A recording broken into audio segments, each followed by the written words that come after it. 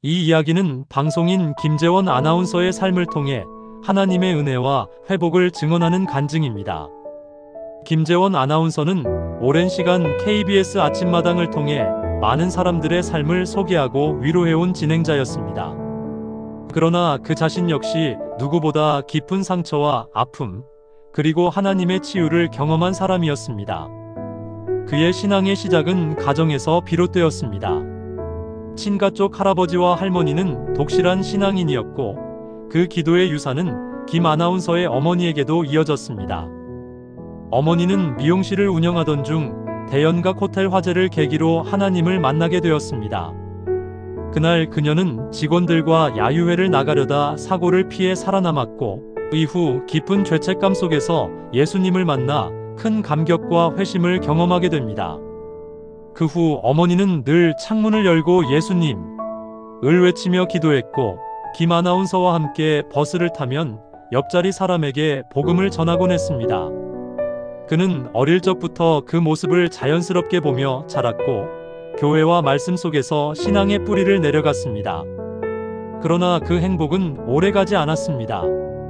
그가 13살 되던 해 어머니는 담석증으로 입원한 후 간암 판정을 받고 세상을 떠났습니다. 김재원 아나운서는 감기에 걸린 탓에 어머니 곁에 오래 있지 못했고 마지막 작별 인사조차 충분히 나누지 못한 채 이별을 맞았습니다. 어머니의 장례식, 집에서 관을 내리기 위해 곤돌라에 관을 실은 장면, 그리고 어머니를 직접 눈 감겨드렸던 기억은 그의 마음속에 오래도록 선명하게 남아 있었습니다. 그는 자신의 감정을 어떻게 표현해야 할지 몰랐고 그 슬픔은 애도되지 못한 채 마음에 쌓여갔습니다. 어린 시절 교회 예배 시간이나 TV 프로그램 우정의 무대에 엄마가 보고 싶습니다 코너를 보며 눈물을 흘리던 그는 그렇게 조금씩 슬픔을 표현하곤 했습니다. 어머니의 부재는 그의 삶에 커다란 공백을 남겼고 엄마 없는 아이로서의 정체성은 오랜 시간 그를 괴롭혔습니다. 그러나 그 아픔 속에서도 하나님의 손길은 멈추지 않았습니다. 중고등부 시절 김 아나운서는 말씀 카드를 통해 마태복음 4장 19절 내가 너를 사람을 낚는 어부가 되게 하리라는 말씀을 받게 됩니다. 그는 이 말씀을 부담스럽게 받아들였지만 점차 그 의미를 깨달아가게 됩니다. 대학 시절 그는 청년부 활동과 복음전도 사역을 열심히 감당하며 여름과 겨울마다 지리산 산골 마을로 선교 수련회를 다녔습니다. 그곳에서 말씀을 큰 소리로 읽고 성경을 통독하며 복음을 전하는 삶을 살았습니다. 성경을 큰 소리로 읽는 사역을 통해 그는 발음 훈련과 표현력을 키웠고 이는 훗날 아나운서가 되기 위한 하나님의 준비였다는 것을 나중에야 깨달았습니다. 그러던 중 미국 유학 도중 아버지가 뇌경색으로 쓰러지셨고 그는 급히 귀국해 아버지의 간병을 시작합니다. 기도했던 대로 아버지를 지켜주시지는 않았지만 그는 아들의 책임을 다하며 간병인의 삶을 묵묵히 감당했습니다. 병원 침대 옆에서 간병을 하며 미래에 대한 불안과 갈등 속에서 하루하루를 살아갔습니다. 그런 시기에 우연히 TV에서 KBS 아나운서 공채 광고를 보게 되었고 그 말 한마디를 들은 아내는 그를 위해 직접 원서를 받아왔습니다. 그렇게 시작된 시험 준비는 병실 복도에서 도시락을 먹으며 간호사들과 병실 사람들의 응원 속에서 이루어졌고 결국 그는 KBS 아나운서로 합격하게 됩니다. 아버지를 간병하던 기간 동안 겪은 힘든 시간, 그 고통의 터널을 통과하며 그는 하나님께서 자신을 향한 선한 계획을 가지고 계심을 다시금 믿게 됩니다.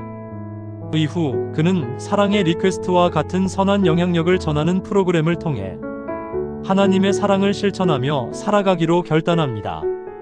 그는 아나운서로서의 삶을 단순한 직업이 아닌 사역이라 고백합니다.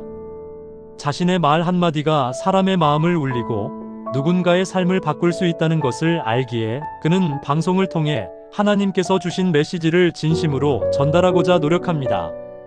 한편 그는 엄마의 얼굴이라는 책을 통해 오래된 슬픔, 즉 애도를 글로 풀어냅니다.